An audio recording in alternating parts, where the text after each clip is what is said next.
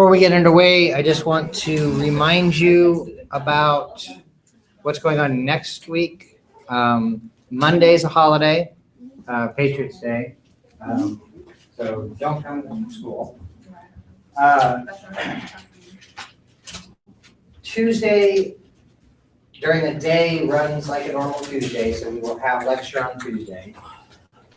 Wednesday follows a Monday schedule during the day, which would mean that the Monday lab's meeting on Wednesday, but I've already told the Monday lab that we're taking that day off. I meant to take the day after spring break off, and I forgot, and we had lab, so we'll take this coming Wednesday off instead. And then the Wednesday lab group, we were talking about this yesterday. I had thought about getting you guys to come in on Wednesday instead, but not everybody can do that. So we will not do that, which means that nobody's coming into lab on Wednesday. I'm not having a morning lab on Wednesday. Then Thursday's normal, so we have a lecture on Thursday. Okay. So next week, all you have is lecture, Tuesday and Thursday lecture. Because it's a little bit confusing, I do want to talk about the broader aspects of the change in the schedule, which might not apply to any or all of you. But I want to be sure people are aware of this. No, you're perfect. The night classes and day classes are dealing with the Monday schedule change, the Monday holiday a little bit differently. See, I think I have it here.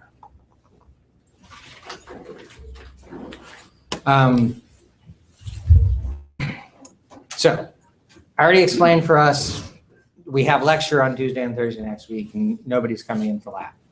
But what's really happening following the Monday holiday, Tuesday day classes follow a Tuesday schedule. Monday night classes meet on Tuesday. So if you have a Monday night class, it's scheduled to meet on Tuesday because of the holiday. Wednesday during the day is following a Monday schedule, which doesn't actually affect us because the Monday lab, again, is not meeting next week. And Wednesday day classes are canceled, which means the Wednesday lab's not meeting this next week either.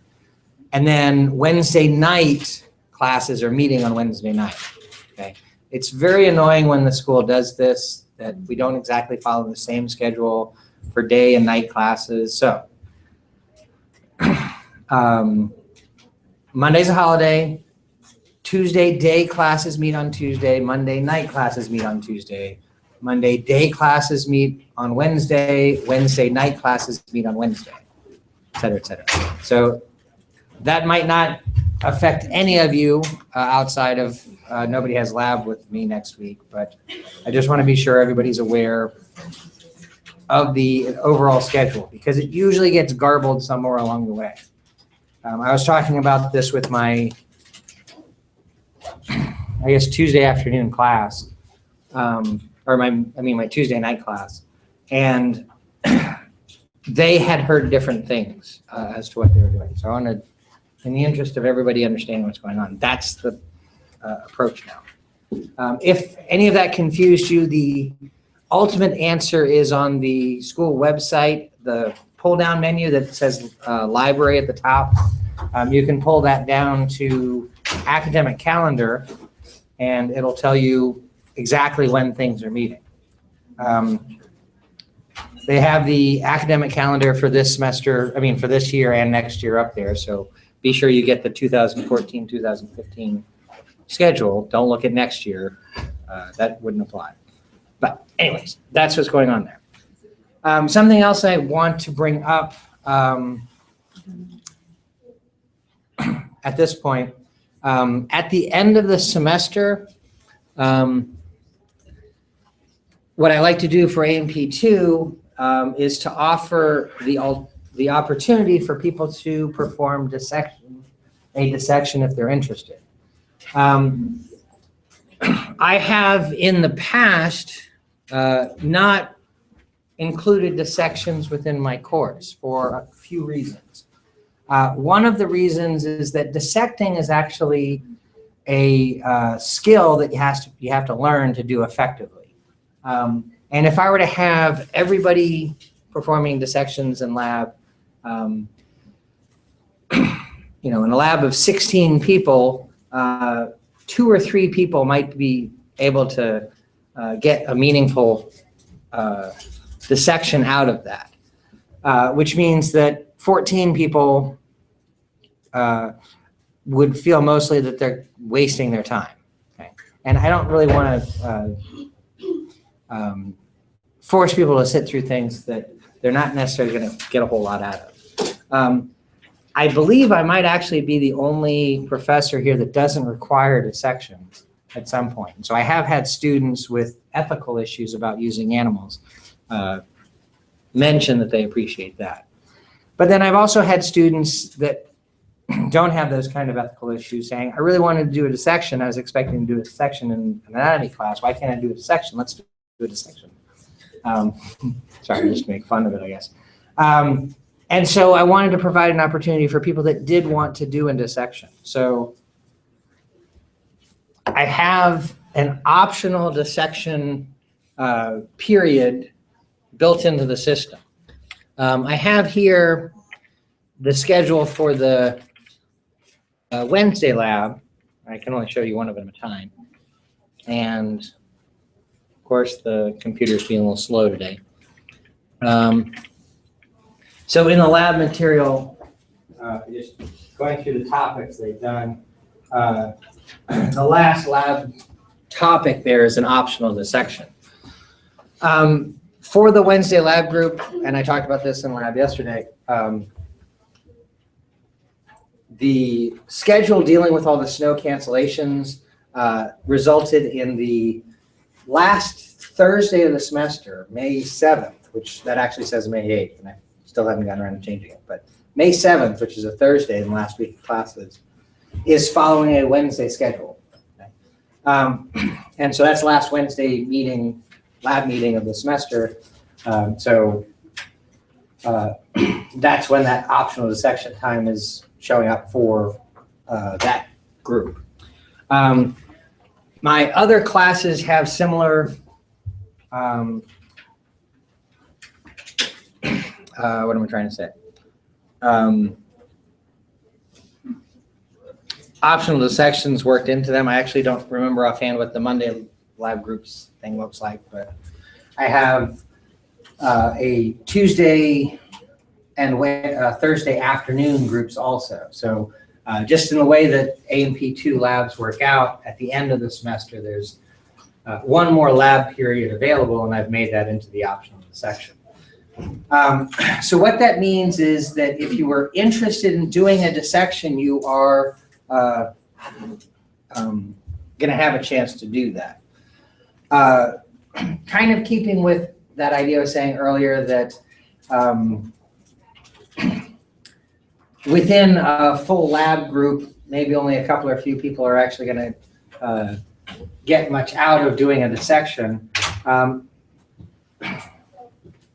I want to give the people the chance that want to do the dissection, and the people that aren't interested or aren't going to get much out of it aren't required to do it. To maximize people's ability to get useful experience out of doing the dissection, it really requires a bit of one-on-one interaction with me. So I have the skills to do a dissection because I've done them innumerable times in my life. And I can help each individual student that's doing a dissection figure out how to do the particular thing that they're trying to do on the first try. And the fewer students that I'm working with, then the more one-on-one time I can give to the people that want to do that. So within this idea of an optional dissection, what I want to do is limit the number of students that are actually going to be performing it. So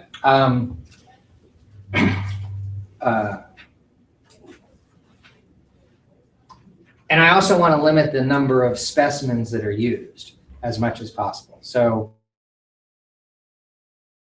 set into schedules for all my classes, this optional section, I'm not necessarily going to use all of them. So just the enough lab times to suit everybody that wants to do one. Probably what will happen is I'll only use the Wednesday or the Monday lab groups optional section. I won't use both of those. And I'll probably use one of the Tuesday or Thursday ones. What I need to do is to find out who wants to do a dissection. So I need to find out from you if you're interested in doing a dissection or not. You need to send me a text or an email saying so. Or sending me a text or an email saying no.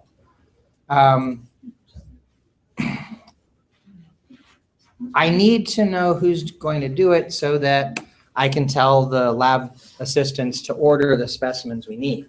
I also need time to get that order in. So today's the 16th, right? I really need to know real numbers of who wants to come by the end of next week, which would be the 24th.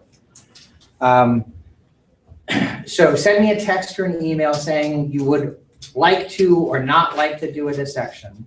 And if I don't get something from you, I'll assume you don't want to do it. So if you want to do it, you have to tell me. Hold on a second. Also, I'd like to know what times work best for you. So don't just say, yeah, I want to do it, and assume that means that you're going to do it during your lab period, because I might not do it during your lab period. So let me know if you want to do it Monday at 10:10. I actually need to get the date for that. Thursday, what was that, 5/7 at 10:10. Tuesday, oh, this has to be 5/4 at 10:10. That's a Thursday. Tuesday, 5/5 at 1:35 p.m. or Thursday, 5/7 at 1:35 p.m. So those are the 4 class times that I have for A&P2. And based on when people say they can do it, I'm going to pick the fewest number of those meeting times to optimize specimen use. If one person says they can do it on Monday and 5 people say they can do it on Thursday, then I'll do it on Thursday because I can get more people there and we can distribute specimens better. If just one person can do it on a particular day, I'd rather not pick that because we really need a couple of people per specimen for the most efficient use of the resources there. So let me know. Oh, and I should have put this up here.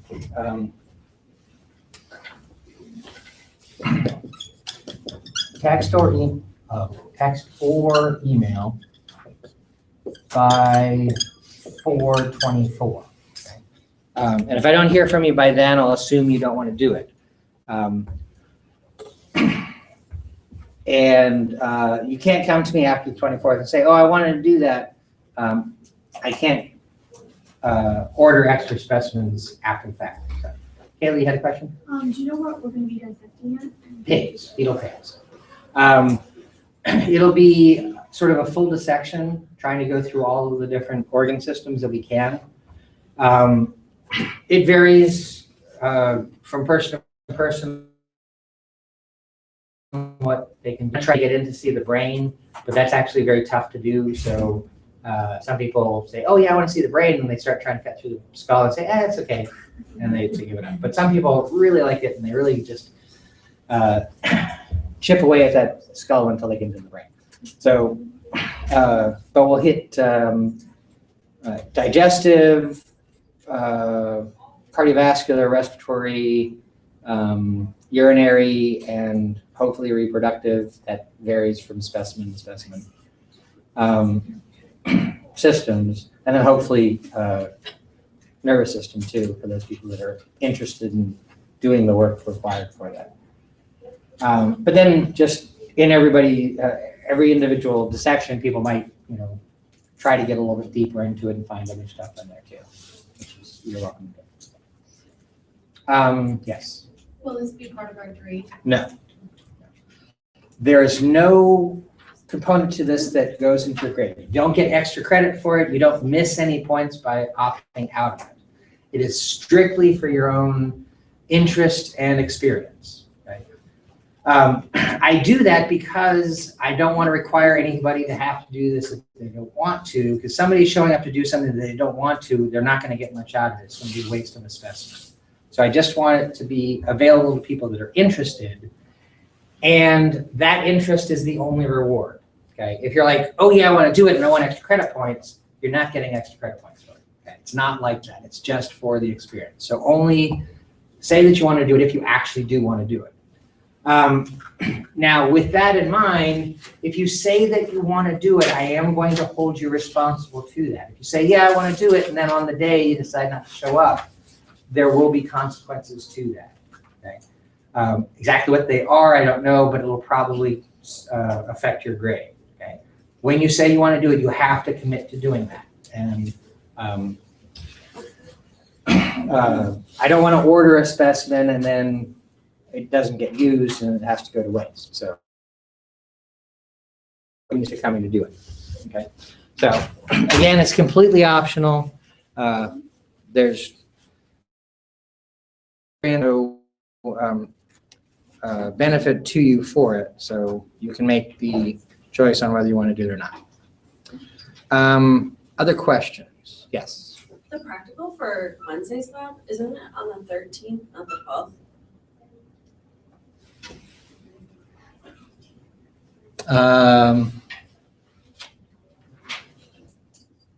It's on the lab, it's the Wednesday, correct?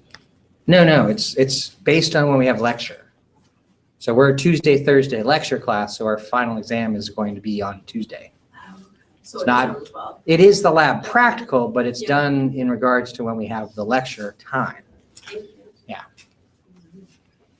And it'll be at 11 o'clock, which is lecture time, not at 10:10, which is lab time. And everybody's going to be taking that practical at the same time. So both the Monday and Wednesday lab groups, since you're all in this lecture together, everybody has that same time there. Since I'm on that, I want to just mention this also. This is new, so if you had me for AMP1, you might be expecting something different, but down here, the last thing it says, come on, all Blackboard work must be completed by May 12th. Why is this not doing what I want to? I'm trying to highlight that little line there, and it's for some reason doing a bit more. But it says all Blackboard work must be completed by May 12th at 11 o'clock. Okay, that's when you're coming in to take the second practical. That's the final exam period. When you come in to take that on that day, I'm going to go into Blackboard and shut down access to the site. So anything that you haven't completed by then, you won't be able to go in to complete. You need to have everything done by the time you walk in to take that practical. So the online portion of the practical and The The cumulative final and all other work on Blackboard. Everything has to be done. okay. So we have an in-class practical for the lab, and then we have an online like last time, right? Right, so the practical set up the exact same way, just different material. But yeah, it's a 50 question in class, 16 questions online. So you'll have to have the beginning part of the practical done before you come in the door to do your. Right. And actually, that's the way originally when I started doing the practicals that way. Before I used Blackboard, I had a take-home portion. And for the second one, people had to hand in the take-home portion when they came in. Because that's the last time I see you. So if you're handing physically a take-home test in, that was the last time you have to do it. So it's somewhat designed with the understanding that people have already looked at the online part and therefore understand the cases a little bit more in depth than the first one.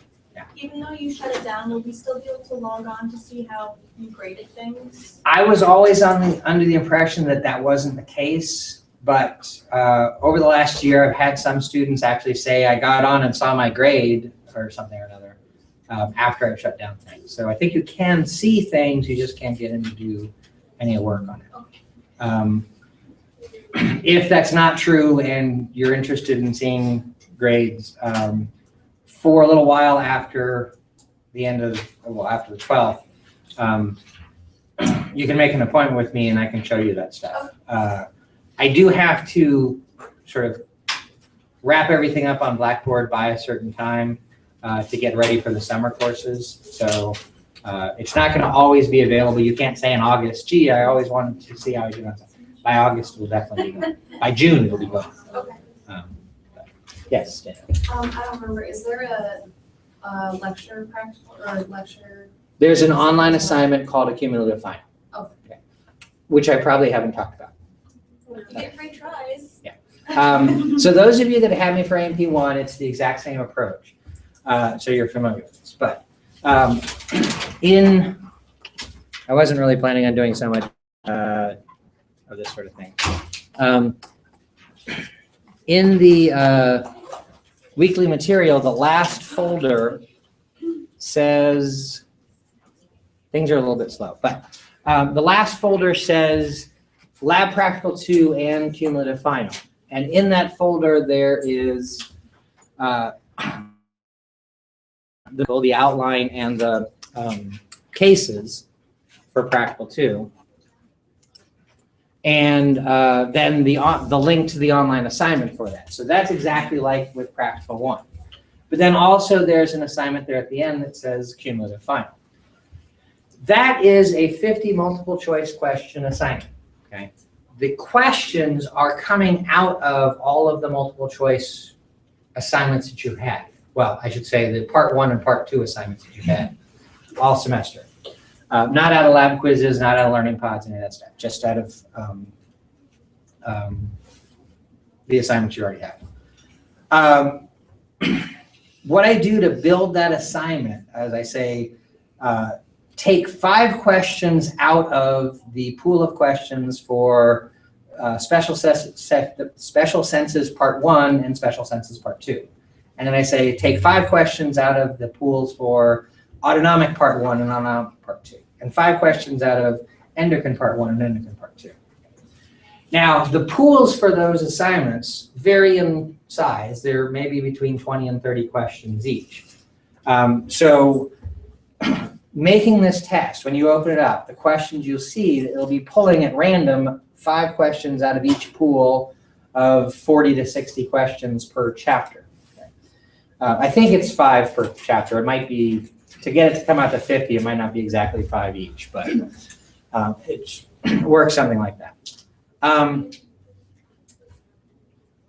You can prepare for that assignment by looking back at the assignments that you've already done. Okay? All of the questions you're going to get on that are questions that were on the assignments you've already done. You might not have seen all of the questions in the pool in your previous attempts, but you can go back in and see them all. Let's say in the autonomic system, you opened up autonomic part 1 and you took it once and you got 9 of the 10 questions correct. So it lets you go on to part 2. And you said, well, I'm happy with that. I'm not going to do it again. And you went on and did the rest of the stuff. You only saw 10 of the questions in that pool, and there might be 25 questions there. If you want to see the other 15 questions, you can just go back to that assignment, open it up, and do it again. You'll see a different set of questions. And then you can open up another attempt, and you'll see more questions. I don't know exactly how many times it takes to see them all, but probably about 5 or 6 attempts on any given part 1 or 2 assignment. You'll see all of the questions.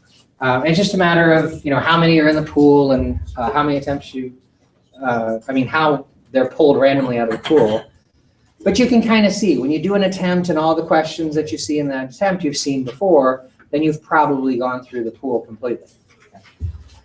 The answer choices get changed every time you see a question. So you can't say, oh, here's that question about the sympathetic system, it's B, because the next time you see that question, it's not going to be B. But you can say, oh, here's that question about the sympathetic system, and the answer is norepinephrine.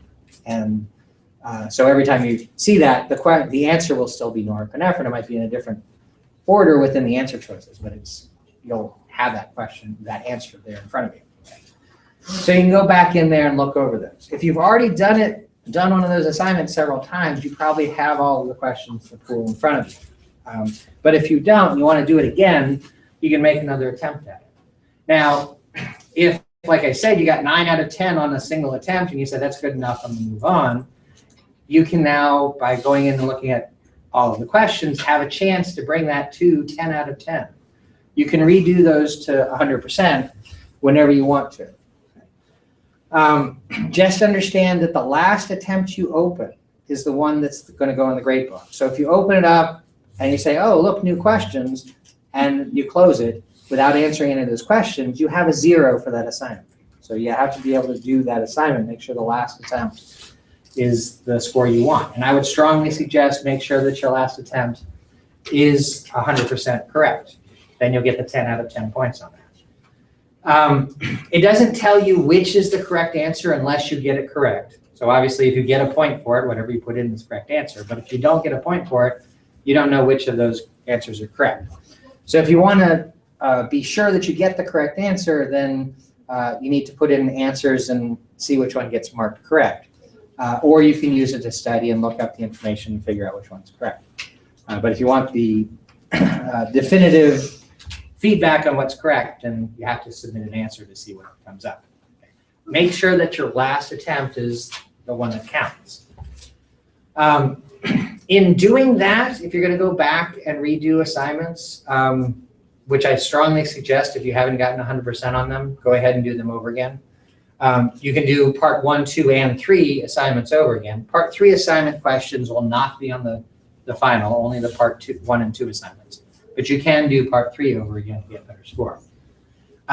If you're going to do that, if you've already done those assignments and you're going to go back and redo them, do them in reverse order. Okay? Do part 3 and then part 2 and then part 1. Because when you open up something to do a new attempt after the due date, it won't let you go on to the next assignment until I check things off. And that might mean that there's a day delay between you doing a part 1 and a part 2, or a part 2 and a part 3. But if you do part 3 first, since that's a new attempt, it won't let you go on to part 4, but you should have already done part 4 based on the scenario I'm suggesting. So that won't matter. And then you go to do part 2 over again. And since that's a new attempt after the due date, part 3 will disappear. Your attempt won't disappear, just the link to get to that assignment. But if you've already done that assignment to get it to 100%, if the link to it disappears, that's okay, because you don't need to get into it again. And then after you've done part 2, then go back and do part 1. If you do it in reverse order for assignments that you've already opened up, then you won't have to wait for me to check things off to go on to the next part, because you've already done the next part, and you just work backwards through it. Now, like the multiple choice multiple choice assignments that you have, this is a timed assignment, and all of those assignments have been based on 2 minutes per question. So a 10-question quiz is 20-minute timer. This one, a 50-question assignment, is going to be a 100-minute timer, or an hour and 40 minutes. Really, you should be able to get through 50 multiple choice questions in closer to an hour, but you'll have an hour and 40-minute timer on there. Okay. Now, this is actually something I'm changing in the system because I think I should. I've seen it abused a little bit too much. For the cumulative final, the timer will kick you off when we get to the end. Okay. So most people will be done easily before the timer runs out. But if you are in there and you get up to the hour and 40-minute mark, it'll kick you off the assignment, whether you've completed it or not. I will not reset it if you're working on it and you get 30 out of the 50 questions completed and it kicks you off at the end of the timer. You can't say, I didn't get to complete that. Can you let me back on to do it again? No, that's your attempt if you don't get it done within the hour and 40 minutes. That's really more than enough time to complete it. If you have accommodations through the Disability Services office, this satisfies that. If I were giving this on paper in class, I'd give you an hour to complete it. So an hour and 40 minutes is more than time and a half. Okay, so that'll satisfy that for everybody. And like Jennifer said, the one thing she knew before I started talking about this, you get 3 attempts at this. Okay, each attempt is going to be radically different from each other because of the way it's pulling the questions out of the pool. So when you take it a second time, you're probably not going to get any of the same questions repeated. So it's like you're taking 3 separate versions of the test. Whichever of the 3 is the best score is the one that goes in the grade book. Okay. So with the other ones, it was the last attempt that goes in. This one, it's the best of the 3. So if you take it once and you get 35 out of 50 correct, and you say, well, I can definitely do better than that. So you take it again, you get 42 out of 50 correct the second time. You're like, well, I can get 8 more points on it. So you try it again, but you get 38 out of 50 on the third try. The 42 is the grade that goes in the grade book. Okay. It can only help to redo it. Okay? If you get a 50 out of 50, then there's no point redoing it because you can't do better than that. But if you take it and you don't get 50 points out of 50, take it again. If you don't improve your score, it's not going to bring that score down, but it does give you the chance to improve it. So there's that. I think that's everything about those. Any questions? The due dates for those 2 assignments are, in fact, May 12th at 11 a.m. as opposed to midnight at whatever. But that is the absolute last chance you have to complete anything. All of the Blackboard assignments need to be done by then. For learning pods, since I'm not using learning pods anymore, any learning pods that you did not complete as of March 31st, you will not get credit for. I've erased all of the learning pods that were due from March 30th on, so you don't have to worry about anything from the latter part of the semester, and any work that you did on those is now extra credit. But anything that was due before the 30th, which I think goes up to the immune system folder, maybe lymphatics, not immune system. I can't remember exactly where it's split. Any of that stuff, any of those learning pods that you didn't complete by the 31st, if you went back in there to the assignment, the link to the learning pod's no longer there. And I'm not accepting any new learning pod assignment. So if you didn't do it, you get a 0. If you did it, you get 2 whether it's on time or 1 if it was late based on its due date. But otherwise, everything else on Blackboard needs to be completed by the time you come in to take the second practical in your final exam period. Any questions?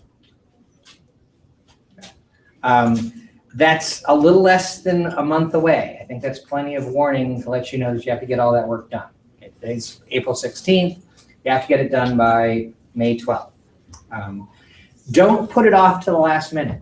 If you have assignments that you have to do and you sit down on May 10th to do them, they're going to be turned in late.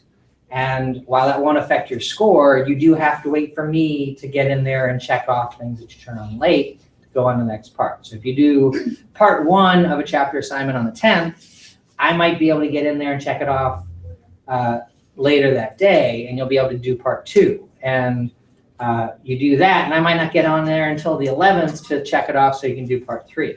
Okay? And I might not be able to get back on the 11th at all to check it off for you to go on to part 4. Okay? And then I might check it off and you can go on to part 4 at 10 a.m. on the 12th. That might not be enough time because, of course, that last hour before the test, you're going to be freaking out anyways. But so leave a little bit of lead time. Start working on the stuff that you need to turn in a timely fashion, so you're not doing it all at the last minute. Okay? The reason why I've changed this compared to last semester, I found consistently people that put things off to the last minute, so people that were doing their work in the last couple of days before things were due, did poorly in the class compared to people that got stuff done on time. So I'm not letting people complete work after the practical. Okay, I can't make people not do things at the last minute, but the last minute comes a lot sooner. So you have to be thinking about it and getting it done in a more timely fashion. And you have practically a month's warning leading up to that. So make sure you get that stuff done. Okay, any other questions? Great. So don't forget to text me by the end of next week if you want to do the dissection and which time works best for you. And if I don't hear from you by the 24th, then I'll assume you don't want to do it. Okay. Okay. So last time, I spent a lot of time at the beginning. We did the evals, and wait, was that last time? Or was that Tuesday? Tuesday. Last time was Tuesday.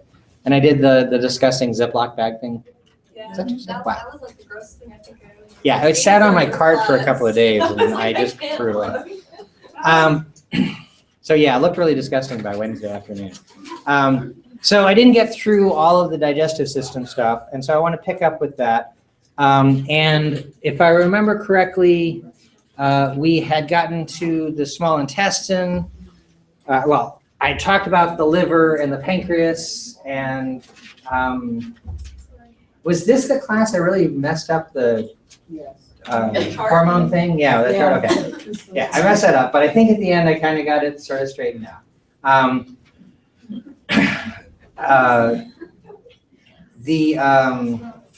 And then I want to talk about the small intestine and the 4 different ways that it increases surface area.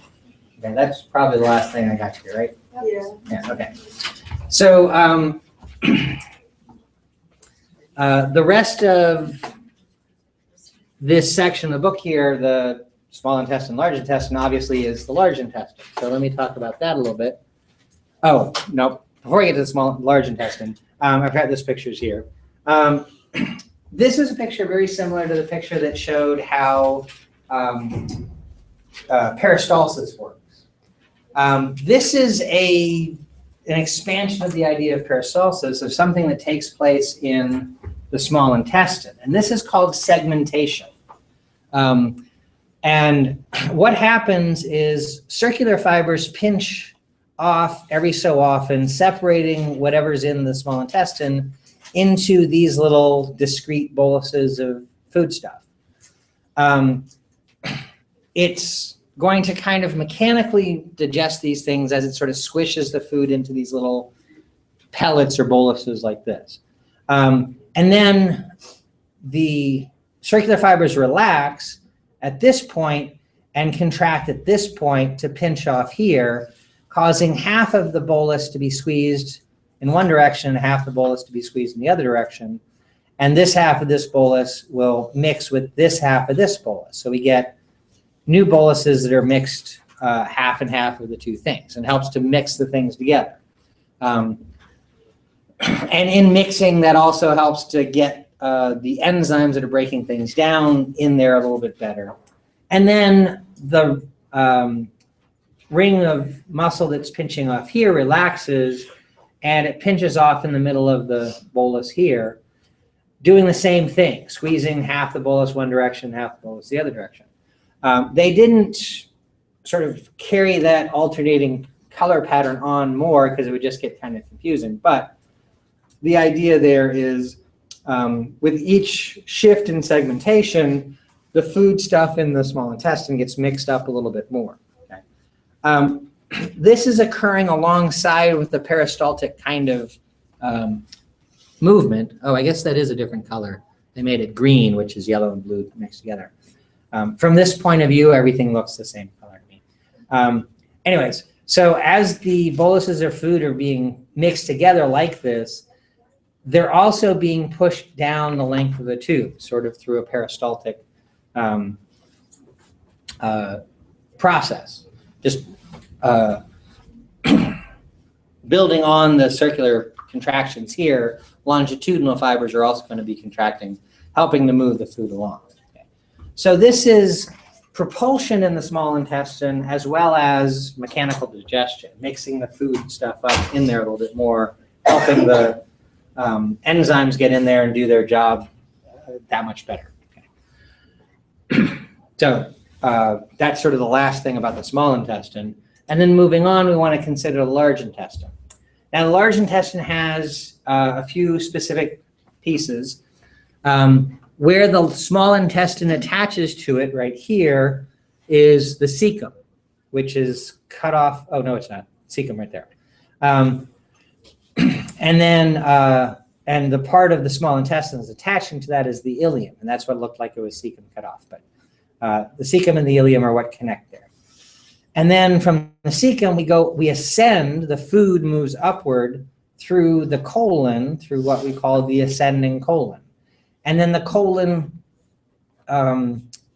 bends right here next to the liver, which is called the right colic flexure, because it's on the right side. And some sources will call it the hepatic flexure, because the liver's right there. And then the colon crosses over to the other side as the transverse colon, and it turns here at the left colic flexure next to the spleen. So that's also called the splenic flexure.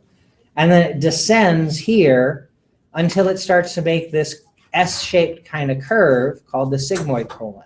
And S-shaped is actually referring to the fact that sigma in the Greek alphabet, the lowercase version, is an S. That's why it gets that name. And then it comes to the rectum, which then connects to the outside through the anus, the anal canal here. Also here it points out the appendix. Its full name is the vermiform appendix. Vermiform means worm-shaped, so it's shaped like a worm there. And we talked about the appendix in terms of the immune system, but in this the chapter here, they're also talking about the bacteria that live in the large intestine, and so the appendix is an immune structure that helps out with regulating those bacteria, especially when they grow out of control. It's not exactly pointed out in this picture. There's another picture that I'm not going to go to that highlights it, but along the length of the large intestine, there are all these little sac-like spaces. And what happens is the food moves into one of those little sac-like spaces. There's smooth muscle making up the wall of that will contract in and kind of squeeze the little bit of food that's in there, which will help to draw some of the liquid out, as well as any micronutrients that might be liberated. We don't do any digestion of the food that's passing through the large intestine. Instead, bacteria do it for us. Now, the bacteria are doing it so they can get their energy in the form of glucose coming from plant fiber.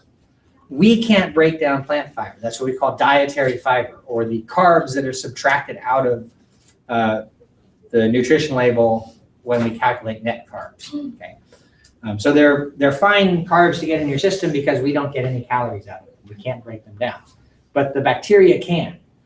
Now, when the bacteria break it down and get energy out of it, that energy doesn't transfer to us, so it's still not caloric or anything like that. It's for them to live off of. But in doing that, sometimes it will liberate micronutrients, by which I mean minerals or vitamins that we want to absorb, which we'll do across the large intestine wall. The food stuff is being moved along the large intestine, again, by kind of a peristaltic fashion. The food that might be collecting in one of these little pouches isn't going to just move to the next pouch and the next pouch, the next pouch. With each wave of peristalsis, the food moves from one location to another location, and then to another location. And it just keeps moving along sort of these big jumps. I can't find the source where I originally found this, but I have not found anything to contradict it. I believe it takes about a half hour for each peristaltic wave to pass through. So food will move from one location to the next over the course of about a half hour. And then however many waves it takes to move through the food will get all the way through. Food sits in the large intestine for a while, possibly several hours. And that gives the bacteria time to break it down as much as possible. Okay? And then it's going to eventually be in the form that we call feces, which can then be eliminated.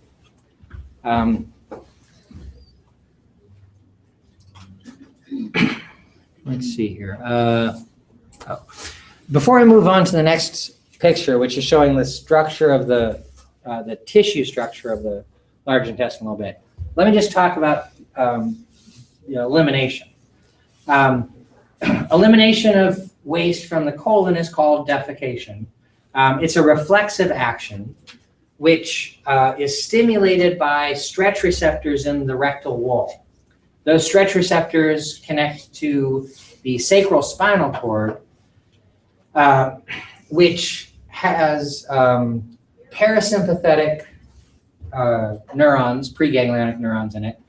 And those are stimulated to send a signal back to the myenteric plexus in the rectum, which is the terminal ganglion. And that causes the muscles to contract and push the feces out. At the opening of the anus, there's a sphincter called the internal anal sphincter, which is also smooth muscle. But it relaxes when the parasympathetic system tells all the other muscles to contract. You don't want sphincters to contract when all the other muscles do, because sphincters close things up. So the sphincter relaxes, everything else contracts to help push the feces out. Now, I call that the internal anal sphincter. Hopefully that makes you think, oh, there must be an external anal sphincter. And in fact, there is. The external anal sphincter is a skeletal muscle, which works kind of the same way as a smooth muscle sphincter, except that it's under voluntary control. Okay, so if you're not in a socially acceptable place to defecate, then you don't have to do it. Okay? There is a point, I assume, at which your colon says, nope, can't handle it. And the input, the stretch receptors going to the sacral spinal cord are also going to have an effect on the motor neurons that control the skeletal muscle of the sphincter. They'll probably inhibit those so that you can no longer retain the feces in the rectum. A very, very similar process takes place in eliminating liquid waste too. So when we get to the urinary system, what I just said, I'll basically repeat just with slightly different words, like internal urethral sphincter instead of internal anal sphincter and that kind of thing.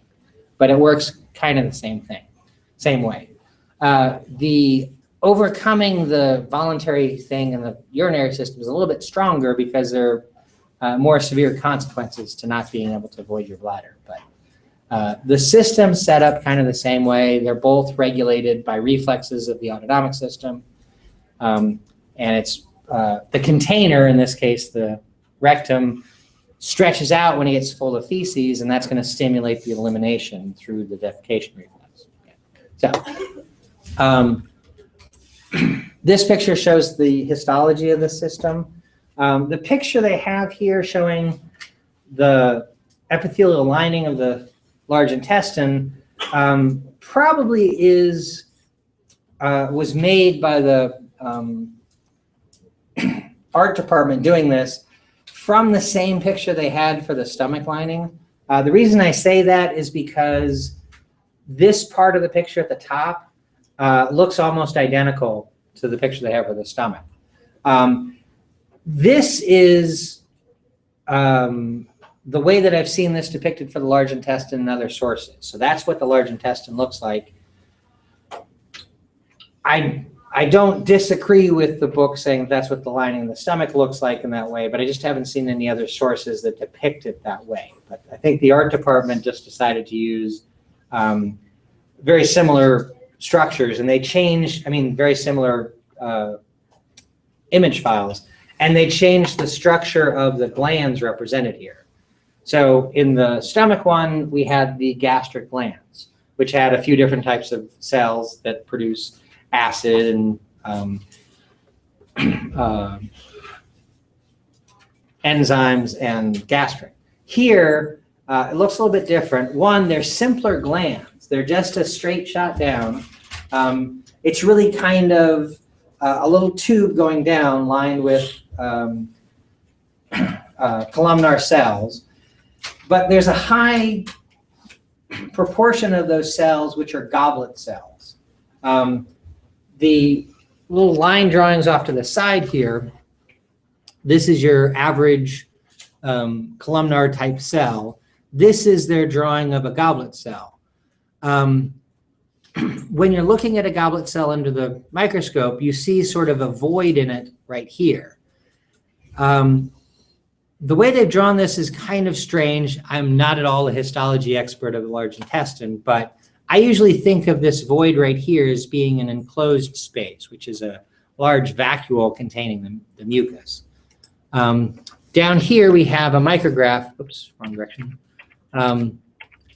showing the tissue, and we can see those goblet cells in here. Okay?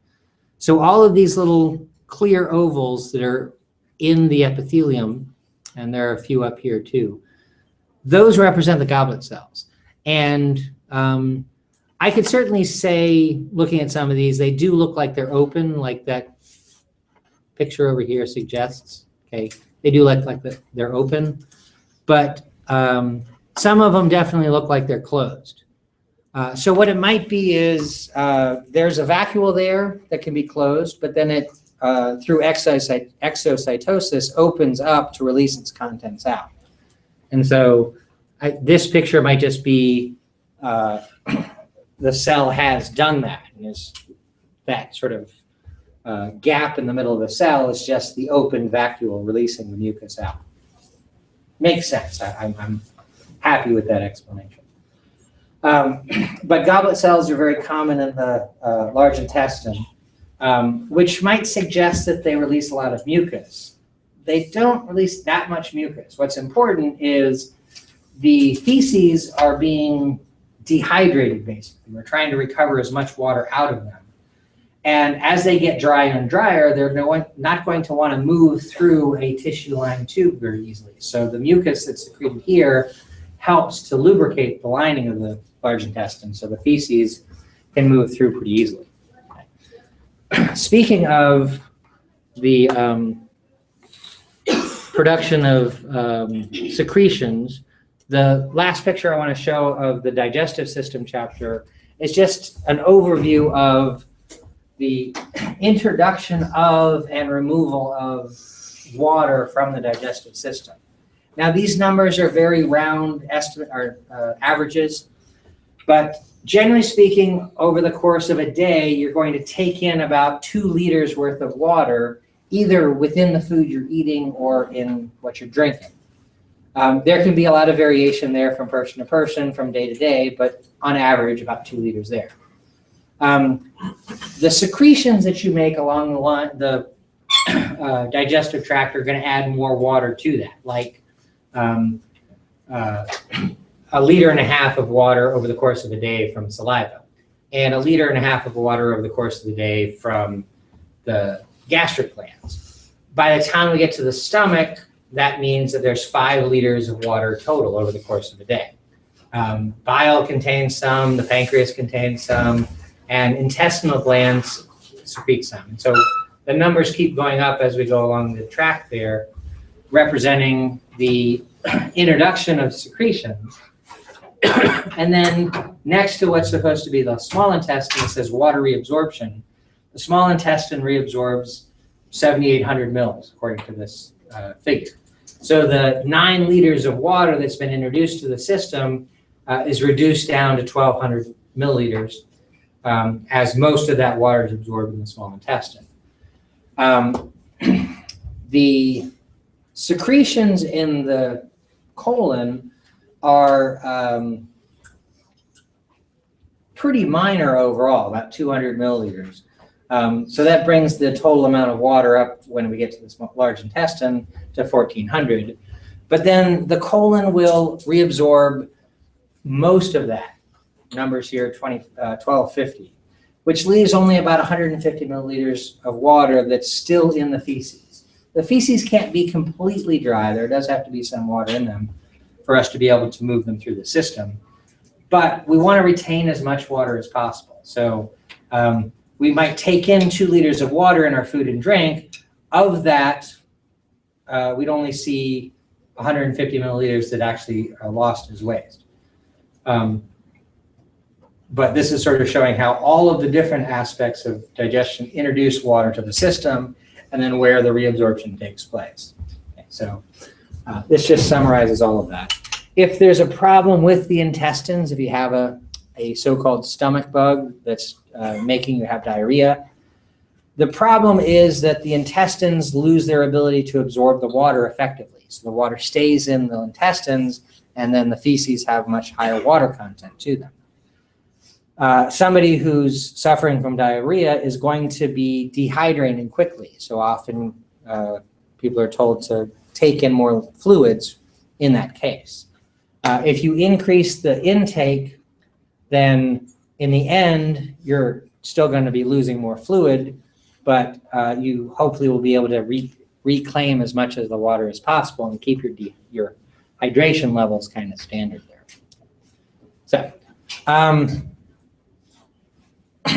that's just a look at the water in and out kind of thing. Yeah. So question, so it's colon cleanses and stuff like that, you know, like sometimes you get a colonoscopy or whatever, they tell you to take that liquid. Are those actually good for you?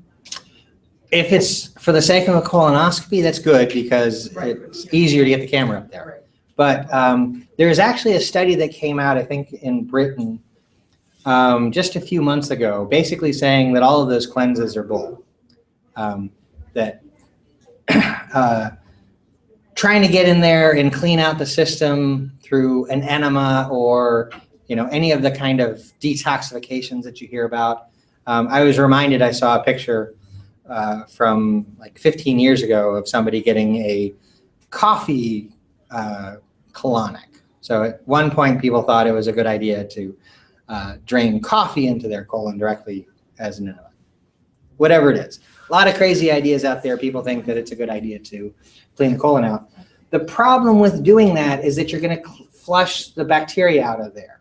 And the bacteria have important digestive functions to play so that you can get the proper micronutrients out of the food that you've eaten. But also they play a role in immunity.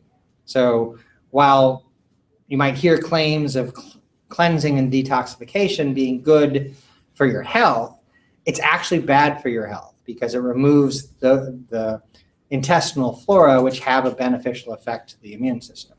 Okay. So yeah, basically not really a good idea.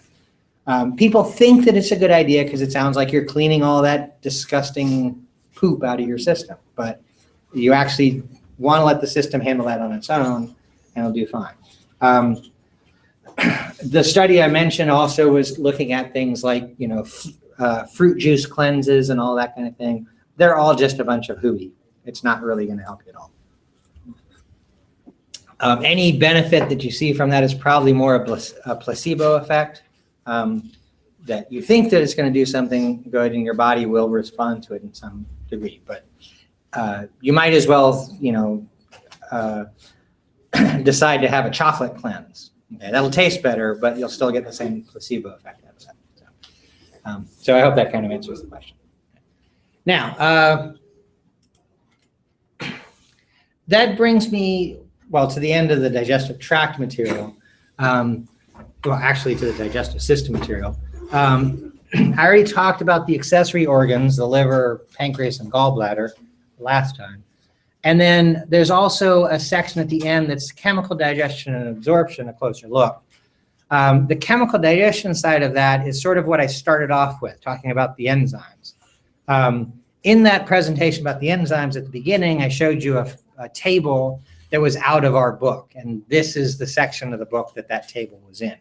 I actually showed you a different table that had a little bit better listing of the enzymes I want to deal with, but that's where I got it from. And then the picture we just looked at about the water reabsorption is out of this section too. Okay. So that's the digestive system material. Whoops. But I also want to talk about metabolism a little bit also. Now, I don't want to cover all of the things that are in this chapter. What I really want to talk about is carbohydrate metabolism. But before I get there, I want to talk about what metabolism is in general. And metabolism is all of the chemical reactions that take place in your body. Okay. Let me get to that part. And so in the overview part of this chapter, it just introduces the terms catabolic and anabolic. Okay. Metabolic is just describing chemical reactions. Catabolic reactions are ones that break things down. Anabolic reactions are ones that build things up. So anabolic steroids are steroids that promote protein synthesis, building proteins. Catabolism is when we're breaking things down. So the point there is that it's really just all of the different chemical reactions that take place in your cells. Now I have this poster, which I used to have on the wall of my office, and my wife at one time decided she wanted to redo my office and didn't like the way this looked. She's a graphic designer, not a scientist, so she didn't understand the inherent beauty in this poster that I see. So she wanted to put pretty pictures up on the wall. But this shows all of the chemical reactions that happen inside of cells. It shows actually more than what would happen inside any given cell in your body, because each cell in your body specializes in what it does. One specialization that's included in here that you don't have going on in the cells of your body is photosynthesis is represented here too. So this is just a broad listing of all the metabolic pathways that exist in living systems. So it is a little bit more, but nonetheless, there's a lot going on here. So it's kind of tough to hold all that up at once. But for instance, right here, this is the sucrose molecule. And then there's an enzyme here that will break glucose and fructose apart from sucrose, or in other organisms, put them together. So there's an arrow there representing the enzymatic step that puts glucose and fructose together to give us sucrose, or takes sucrose apart into fructose and glucose. So that's one reaction there. So each of the arrows in this poster represents a separate reaction. And there's quite a lot of them there. And in fact, that poster isn't all of the reactions. This other poster is the part 2 poster, which shows a lot of the nucleic acid-based reactions and the protein synthesis reactions. So a lot of this has cell membrane or organelle membrane structures represented, and then here's a DNA double helix that's being modified, that kind of thing. So there are other things in metabolism than just this one poster. The 2 posters together really represent all of the metabolic processes that can take place. I don't want you to get bogged down in all of those things, okay? So in this chapter, they don't go through every single one in a lot of detail, but they do break it up into carbohydrate metabolism, lipid metabolism, and protein metabolism. I just want to focus on carbohydrate metabolism, and within that, just on catabolism of carbohydrate, breaking down glucose to get energy. Okay, so when we started the respiratory system, I introduced the cellular respiration equation, C6H12O6 plus 6O2 yields 6CO2 plus 6H2O. That's cellular respiration. That's really talking about carbohydrate catabolism, breaking down glucose. So I just want to go there. This first picture is an overview of cellular respiration. So we have a 6-carbon glucose molecule here that gets broken down into 2 3-carbon pyruvate molecules. And in doing that, it gives off some ATP. This takes place in the cytoplasm of the cell. The pyruvate then moves into the mitochondrion, and first thing that happens is the pyruvate, which has 3 carbons in it, gets broken down a little bit. One of those carbons comes off as carbon dioxide, and the other carbons are part of this other thing here, which gets attached to a carrier molecule. And I'm specifically not saying the names because I don't want you to get bogged down with the names, even though there are in the picture here. And that the remnants of the pyruvate molecule moves into a series of reactions that form a cycle called the Krebs cycle. And in doing that, the other 2 carbons are released as carbon dioxide, and more ATP is generated. All 3 of these sets of reactions generate energy in the form of electrons, which is what the yellow lines here represent. And those electrons are then used at the mitochondrial inner membrane to go through a series of redox reactions, meaning reduction oxidation reactions, in the membrane, inner membrane of the mitochondrion, what we collectively call the electron transport chain. And each time an electron moves from one step to the next in this chain, it powers the production of ATP. Okay. Now, making ATP is to take ADP and add a phosphate to it, what we call phosphorylation. And so this has to happen in the presence of oxygen. And so it's oxidative phosphorylation. Okay. That's where the term comes from. That oxygen that's present picks up the electrons that pass through the chain, which then makes it able to bind to protons or hydrogen ions, and we get a water molecule out of that. Okay, so the C6H12O6 is a glucose molecule up here. The 6 O2s are the oxygen down here. And then what's given off are 6 CO2s, which are happening here in the mitochondrion as the pyruvate gets completely broken down in these 2 steps. And the water that's given off, the 6H2O, is down here at the end, which is the oxygen combining with the hydrogen. So that's an overview of this carbohydrate metabolism. The chapter here, where is it? It goes into a little bit more detail on some of these. And I'm not even asking you to go into full detail on these. These figures don't get all the way into it. This is just what's happening in that first step. So up here, what's happening in the cytoplasm is glycolysis. And so here's a little bit more detail about glycolysis. And it could certainly be more detailed than this, and I don't want to get any further than this into the detail. So we start with C6H12O6. 2 ATPs are used to phosphorylate that molecule, to attach a phosphate here and attach a phosphate there. And then that 6-carbon ring that now has 2 phosphates in it is broken down so that the 2 halves each have a phosphate to them.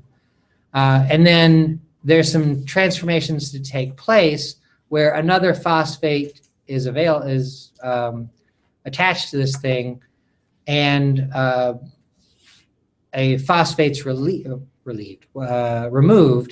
which then gets used to make ATP down here. Okay. We actually make 4 ATP molecules, but 2 go in to start it all out. So we get 2 ATP molecules overall in the end, and we get the 2 pyruvate molecules. And the energy that's harnessed in this middle step here, those are the electrons that go on to do something. So that's sort of an overview of glycolysis. What I want you to get out of this is we start with a 6-carbon ring. We add some phosphates to it off of ATP.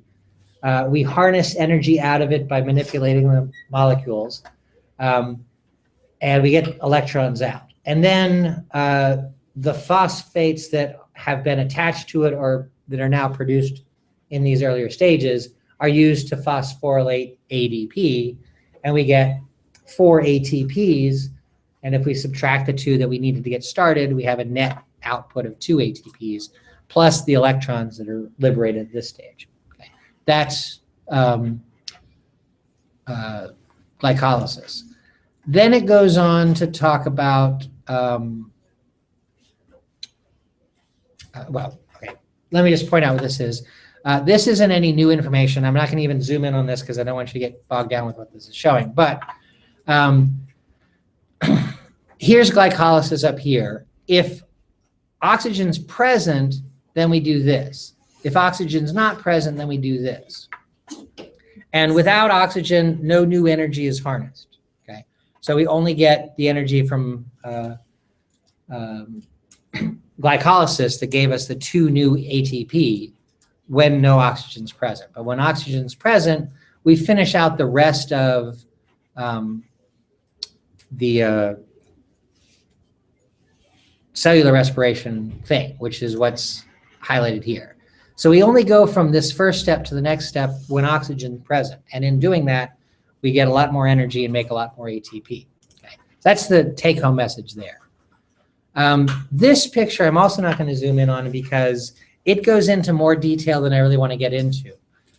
What it's showing is 2 carbons are introduced that came from the pyruvate, and they combine with something that has 4 carbons. They combine with something that has 4 carbons, and we end up with a 6-carbon structure. Okay. One of those carbons is given off as carbon dioxide, and we have 5 carbons. And then that's altered a little bit, and it gives off a carbon. We get 4 there. That's altered, and we get back to the beginning. And so these reactions just repeat over and over again. It's a cycle. We just have to introduce a couple more carbons with each turn, and those carbons ultimately came from glucose. At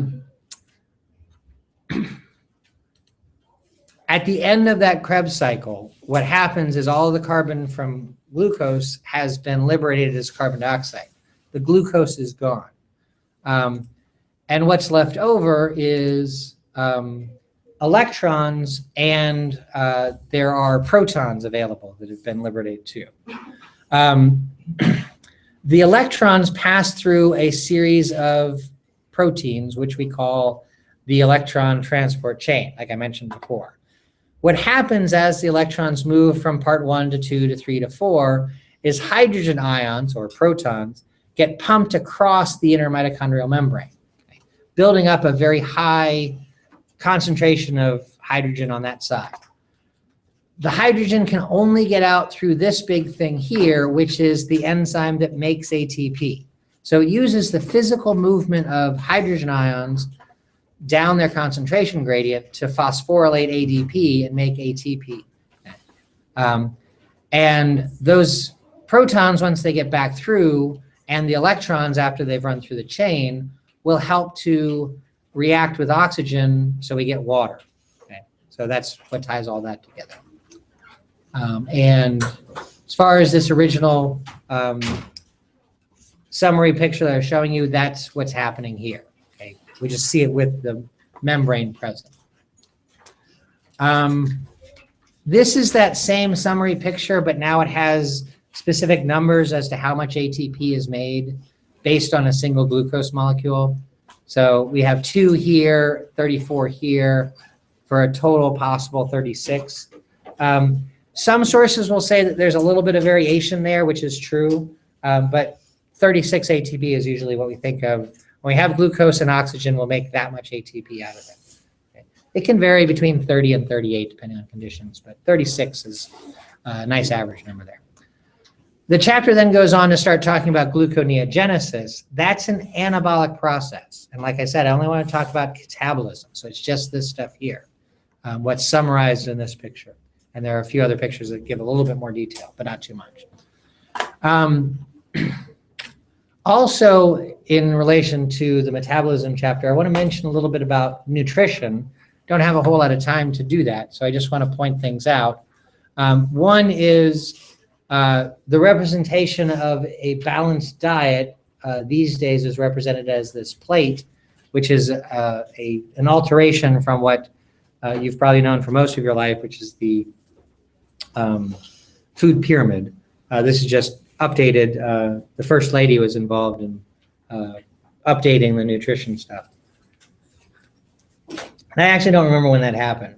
It might have been a little while ago now, like 2006 or something. No, not 2006. She wasn't first lady in 2006. I don't think it was 2008. It must have been 2010 or something like that. But anyways, so that's just a picture of nutrition. Something else which is actually not mentioned in here, I want to point out, and I'm not going to have a whole lot of time to talk about this, but there are essential nutrients, which are molecules you have to get through diet because you cannot make them through metabolic processes.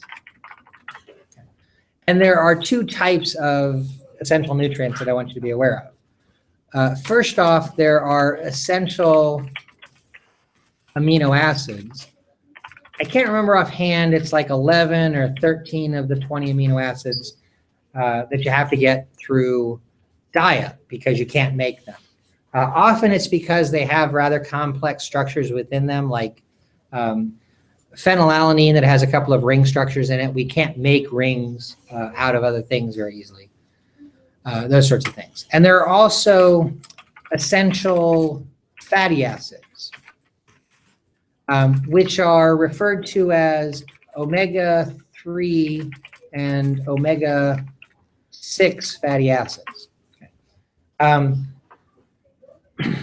Now, a fatty acid is a hydrocarbon chain with a little bit of hydrophilic stuff at one end of it. The end opposite the hydrophilic stuff is called the omega end of the chain. And so from the omega end, if you count in 3 or 6 positions, if there's a double bond there, it's an omega-3 or an omega-6 fatty acid. And we need those in our diet because they help us make membrane phospholipids. And without them, your cell membranes don't work quite right. Okay. You can look that stuff up just by searching for omega-3 fatty acids or whatever.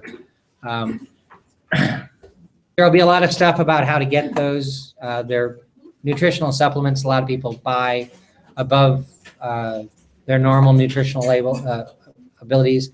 There's also some pictures in Google that'll show you their structure. For instance, here's the omega end of these. This source calls it the methyl end. The third position has a double bond, or the 6th position has a double bond. Those are the essential fatty acids. Okay, it's kind of what they look like. Okay, so thanks for hanging on for a couple of seconds. I just want to add that stuff in there to wrap up the digestive system. We'll do the urinary system starting next time, which will be